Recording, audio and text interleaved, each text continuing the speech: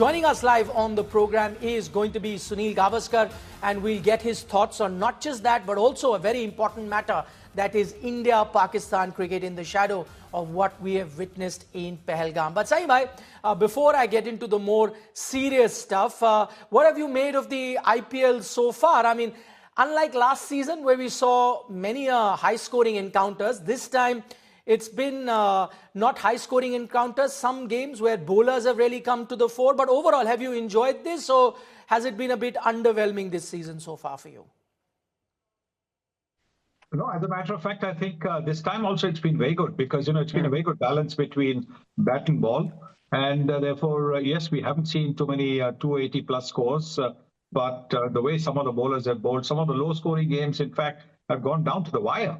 There was 105 and 95 all out a match as well. So those kind of matches are actually quite interesting because rather than, bang, bang, bang, where bowlers are being, treated mercilessly, we got to see some very good cricket. I completely agree with you. I'm also one for low-scoring encounters where there's an even balance between bat and ball. And so I have plenty to talk to you about, as I said, in terms of that contest between bat and ball. Our young Vaibhav Suryavanshi is also something that I'm going to touch upon. But before that, on a serious note, a serious matter that I really want to discuss with you, we've known what our country has witnessed in the last few days. What do you think should be BCCI's stance after the Pahalgam attacks as far as India-Pakistan cricket is concerned? We know that there have been no bilateral relations between the two countries when it comes to cricket now for more than a decade. But after this, what is it that you would like the cricket fraternity in India to do as far as Pakistan is concerned? BCCI stance has always been what the government of India tells them to do. So I don't think it will be any different when it comes to the Asia Cup. India and Sri Lanka are the hosts for this particular edition of the Asia Cup in 2026. So it depends if things have changed at all. But if things haven't changed, I can't see Pakistan being part of the Asia Cup, which is going to be hosted by India and Sri Lanka. Okay, that's a very interesting point, Vaibhav, that you make, that you can't see Pakistan being part of the Asia Cup. Now, this is a change in stance. Up until now, as I mentioned earlier, no bilateral series. So BCCI had two stance as far as Pakistan is concerned. One, no bilateral series, so no one-on-one series with Pakistan. That was one. And second, that India will not play cricket on Pakistani soil. That was the other stance that India had, after which we also have seen hybrid model really come into play when it comes to Asia Cup. Now you're saying that Pakistan should not be part of the Asia Cup at all. But my question to you is, would it be possible for the BCCI to isolate Pakistan on an international level? Can that be done by the BCCI? That is something which can happen. I don't know how it'll be. It might mean that the Asian Cricket Council, or whatever the name of that organization is, could well be disbanded, and you could just have a three-nation tournament. That could well happen. The three-nation tournament, or a four-nation tournament with maybe Hong Kong or UAE being invited. So. That could well happen, that the Asian Cricket Council could well be disbanded.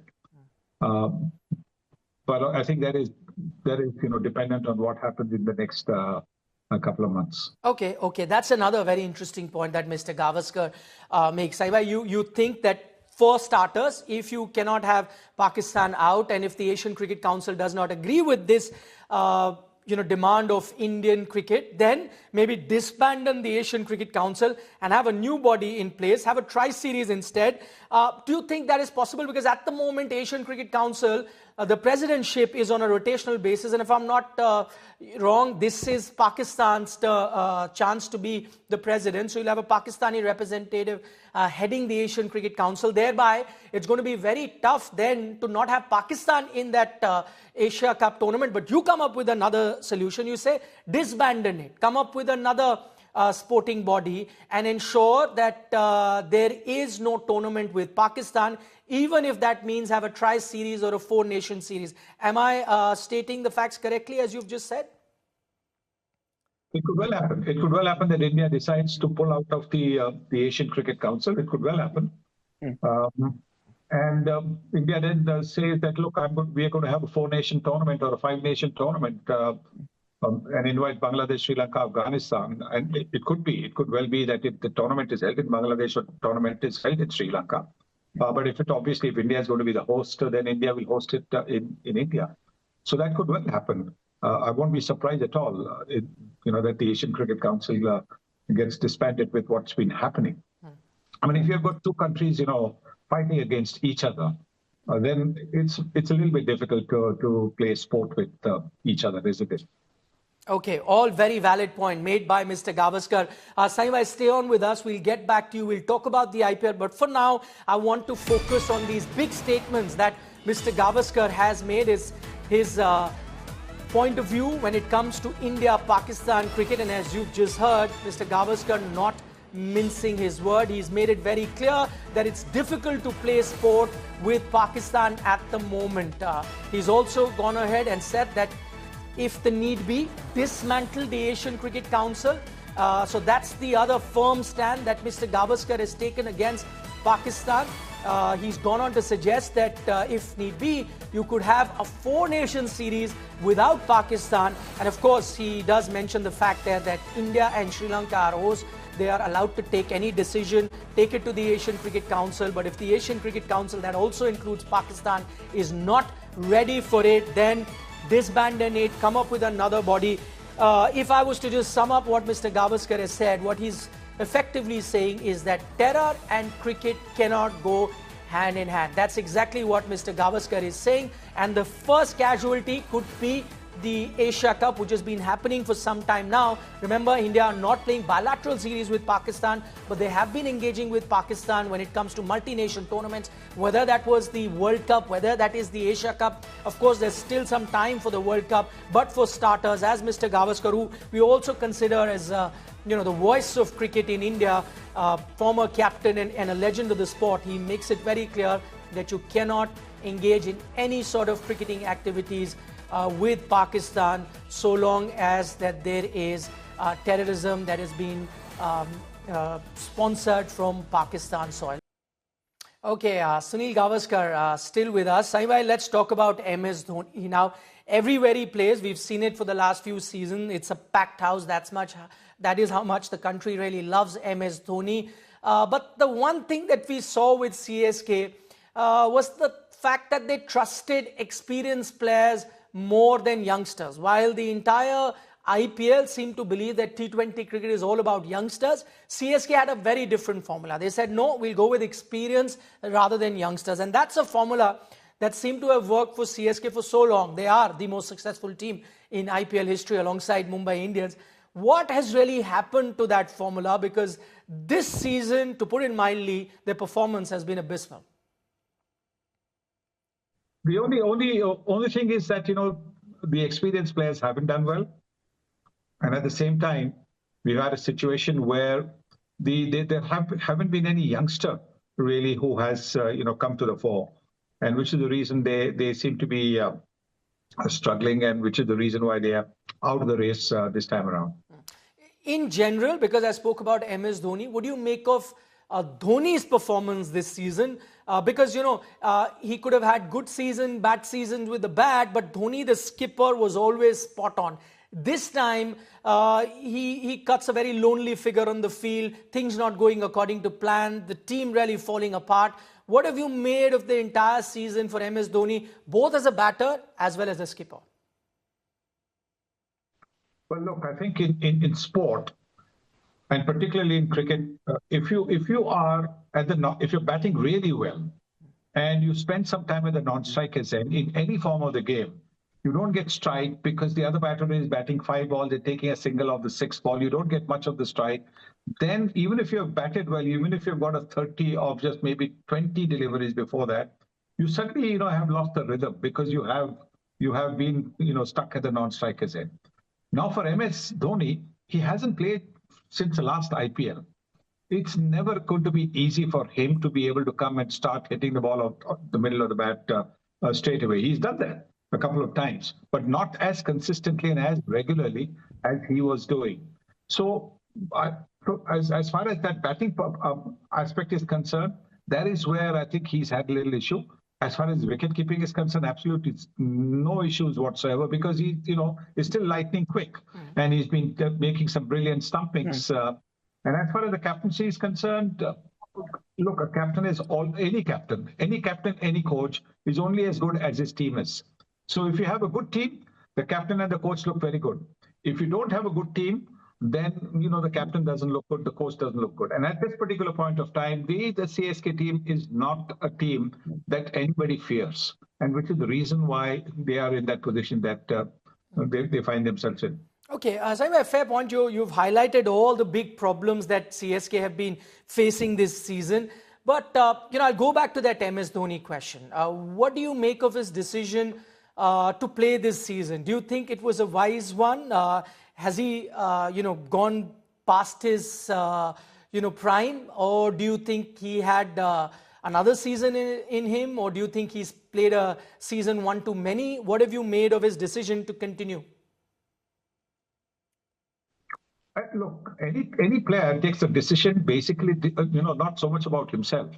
He takes a decision what is likely to be good for the team, and whatever decision MSG took as far as playing this season is concerned, it would have only been about what would be good for CSK, and any future decision that he takes will also be dependent totally on what is good for CSK, and not necessarily what is good for he himself.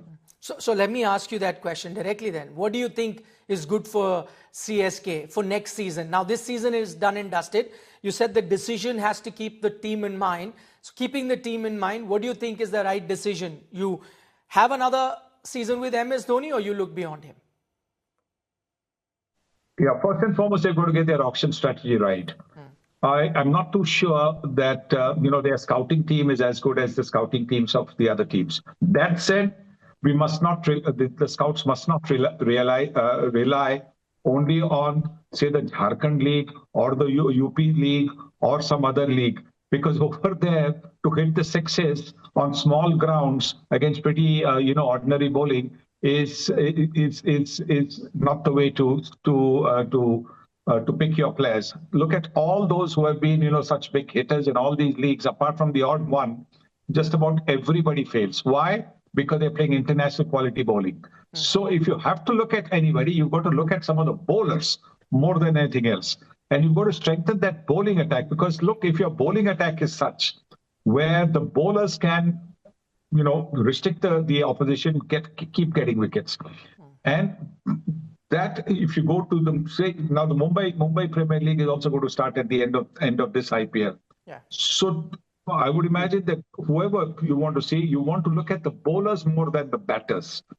Because over there, or like I said, any league, Tamil Nadu Premier League or the Karnataka Premier League or, Orissa Premier League or whatever leagues that are being played, Delhi Premier League, don't look at only the batters. The batters will smash it around. But when it comes, because the bowling attack is not that testing, but the bowlers, because it's a tough format for them, T20 is a tough format for them. The bowlers who bowl well are the ones that you should be looking to pick.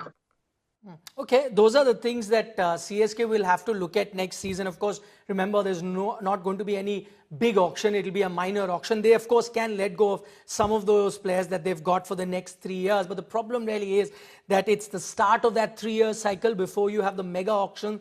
And even in the start of the cycle, it's looking like a lot of their players are past their sell-by date. But I'm going back to that MS Dhoni question, Saibhai. Personally, are you expecting to see MS Dhoni next season, or do you think this is it? This is the last time we're seeing him play for Chennai Super Kings?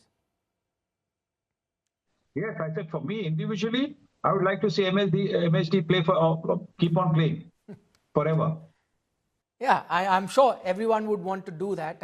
And I'm sure it was the same case with you as well. Your fans wanted to see you play on forever. Same case with Sachin Tendulkar. I know fans would like to see MS Dhoni also continue to play. But what we've seen this season, that physically it's been a hindrance for him to be batting for longer period of time. He's gone through a knee surgery as well. So I think those are the factors that MS Dhoni will have to consider when he does look at the next season. What a resurgence we've seen from the Mumbai Indians team, but that's not unusual. If you've been following the IPL, they are slow starters, then really pick steam towards the business end of the tournament, and that's exactly what they've done this season as well. Saibai is still with us. Saibai, we've seen a few teams, not just Mumbai, that have been looking very good this IPL season. If I was to ask you to pick one team at the moment, 2/3 of the group stage is done, which team, according to you, are looking like title favourites at the moment, and why? Well, Royal Challengers, Bangalore, because they really have batted and bowled superbly, and they fielded outstandingly well as too. So therefore, they are the ones that look red hot, really in form. And Mumbai Indians are pretty close as well. I mean, in fact, there are so many teams who are doing well, but Mumbai Indians have started their surge right now. Whether they're going to be able to maintain it, because they've got 3 very good matches coming up, 3 matches against the top teams coming up. So how they keep that surge and momentum going, that's going to be interesting. But at the moment, RCB look the title favourites. Okay, RCB is what Mr. Gavaskar has gone with, the team that's looking most likely to win their first ever IPL title. And on the contrary, if I was to ask you, RCB on top of the pile, but the other team which you think is really underperformed this season, despite having a very good team on paper, they still haven't got their act together. Which team do you reckon that is? Well, CSK, yes, but when you saw the composition of their team at the auction itself, you realized that they will probably struggle to get into the top 4. So it wasn't really a surprise what happened. But I would imagine that the other team that has not quite done well so far has been the Sunrisers. Sunrisers Hyderabad, after the brilliant performances last year when they got to the final. I thought that they would be, again, very much in contention. They still could be. It's not all over for them, but it's going to be really an uphill climb for them. Okay, just turning your attention towards the boy, I'm not even going to say man, the boy who's really garnered all the limelight and has grabbed all the headlines. His name is Vaibhav Suryavanshi. What have you made? I know he's the same boy on his IPL debut, hits a 6 of the very first ball he faces of a test bowler. He's the one who's got the second fastest 100 already in IPL history, but also the one that really could not get the scoreboard ticking when it came to some tough bowlers versus Mumbai. So he's had his highs, he's had his lows as well. What have you made of his debut so far? It's a tremendous debut. It's a sensational debut. Look, to score a 50 in T20 formats is a huge achievement. But here is a young man, only 14 years old, who scored 100. With 11 sixes and 7 boundaries. So, I mean, the batting is obviously, the batting talent is there. And it's how he handles, all the expectations in the future. That is going to be the key. But, it was simply sensational getting that 100. He will, with the kind of approach that he has, he will occasionally not get the runs. But like I said, 100 is a super achievement. Okay. I like that word that you use, spectacular. I mean, that's exactly the best word to describe that 100 that he got. But how would you like people to judge Vaibhav Suryavanshi at the moment? How should they be looking at him, rather? Not even judge, look at him, right? Is he ready to play for India? Is he India material? Is already India material, as a lot of people are suggesting? Should you look at him like that? Or do you think, no, it's early days, let's be patient with him, give him a few more seasons? How should one assess Vaibhav Suryavanshi in his early part of this IPL career? I think we must be patient. Look, there's always, in any sport, when you're a newcomer, people don't know much about you. Like you've always said, the second season syndrome is the one that you've got to look for. The second season, when you're a little bit more recognized, you see all the big strokes, big hitters who did so well the last season. This time around, bowlers and the support staff have decided what to do, or where to bowl, where not to bowl. All those things, which deliveries to bowl, all those things matter. And which is the reason why some of the successes of last season have not been as successful this time around. So second season is really what we should be looking at. And of course, he's got a whole season of maybe red ball cricket also before that, before the next IPL. And so let's wait till the next IPL. Okay, be patient with him. That is the message that comes out of Mr. Gavaskar when we are assessing a young Vaibhav Suryavanshi. Of course, he has a big Ranji season that will come before the next IPL. So we'll, of course, be keeping a close track on what this youngster does. But Mr. Gavaskar, thank you so much for taking our time, speaking to us here on India Today.